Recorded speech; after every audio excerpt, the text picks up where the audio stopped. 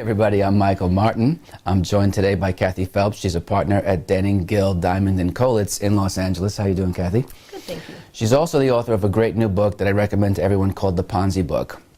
It discusses Ponzi schemes and investment fraud. An 800-page tome of full-on legal analysis and stories about investment schemes and Ponzi schemes. Kathy, thanks for your time today. Now, the best thing to do is to avoid a Ponzi scheme, but what could the investors of Madoff have done before the fraud was actually uncovered? Well, you know, hindsight is 20/20, Yeah. and there's a lot that we can say everyone should have done back then. And usually in Ponzi schemes, the returns and the promises that are made are red flag warnings in and of themselves. And in the Madoff case, they weren't outrageously high returns that were promised, but what was unusual was the consistency in the Madoff case. Month after month, everyone kept making money and not losing money. In fact, Harry Markopolos had gone into the SEC and had said, I've measured 87 months between 1993 and 2000, and in those 87 months, Mr. Madoff has only lost money in 3 months. Whereas the S&P 500 was down 28 of those months. So, you know, that's a real red flag if you stop and think about it. You know, other issues in the Madoff scheme, it was very exclusive. Right. You had to be a somebody to join, and there was a lot of secrecy. It was affinity. It was an affinity type scheme. You had to kind of be invited into it. You know, there was in that one, it was religious based, largely, not exclusively. The secrecy, the fact that an entire floor of his office was blocked off from not only the outside world, but from his employees as well. Right. And what we know after the fact, the reason why, is because he was manufacturing paper statements, right? You know, Mr. Madoff, I heard it quoted that market timing and stock picking were key elements of his strategy. Right. Well, I have to believe that he was chuckling on the inside when he said that, because his market timing was time your stock picks after the market is closed and pick the good ones. It was a look back. Exactly, it was a look back. And what he did was he then, you know, issued paper statements. Well, in this day and age, if you're not getting things electronically and in real time, you have to be asking a question as to why. Even if I had sensed that something was rotten in the state of Denmark with Madoff and I took my own money out, I wouldn't necessarily be scot-free. Perhaps not. There is a lot of talk in the press about clawbacks. That's a word that people like to use. I refer to them as fraudulent transfers, which is the legal term, which is where an investor, and clawbacks apply to all types of people. In a Ponzi scheme, most commonly, an investor has invested money. Some of those investors are fortunate enough to have gotten back an amount of money out of the scheme in excess of the amount that they originally put in. We refer to them as net winners. Others put in money, don't get back that much. We refer to them as net losers. Generally speaking, no one's going to go after a net loser to claw back the little bit of money they got back, but the net winners who actually profited, litigation is often commenced against them to bring that money back into the estate that's then distributed equitably to everybody. I mean, I will say I've heard it read in one case where a judge was considering a distribution plan to the different categories of investors in a Ponzi case, and he said, you know, I have to pick the distribution plan that is not the most fair, but it is the least unfair. And that really is the nature of Ponzi schemes. Everybody is hurt a little bit in them. So, obviously, it seems like the best thing to do would be to avoid the Ponzi scheme in the first place. Ideally. Ideally.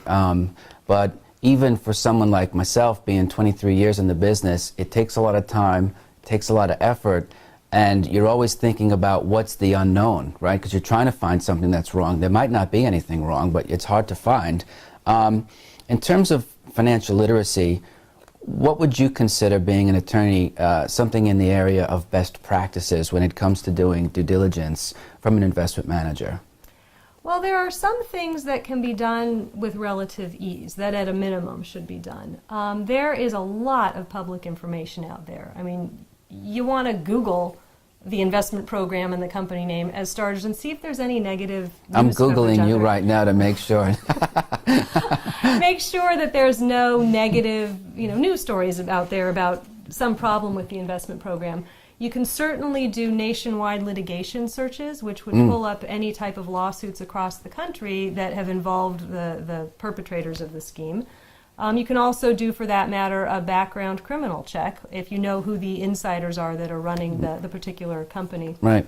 Other things that you definitely want to do are find some form of independent verification of the program.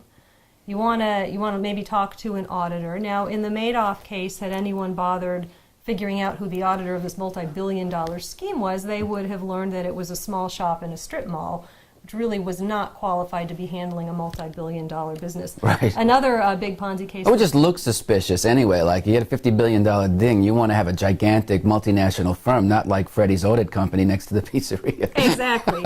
That's what one would think. Well, better yet, in this other case, in the Bayou Group, the principals, the perpetrators, actually formed their own audit company for the purposes of doing their audits, and had anyone done a simple Secretary of State search on the auditor, they would have seen immediately that the registered agent for the auditor was actually the principal of the company being audited, showing a direct relationship, no independence at all. So that type of a search is also easy to do.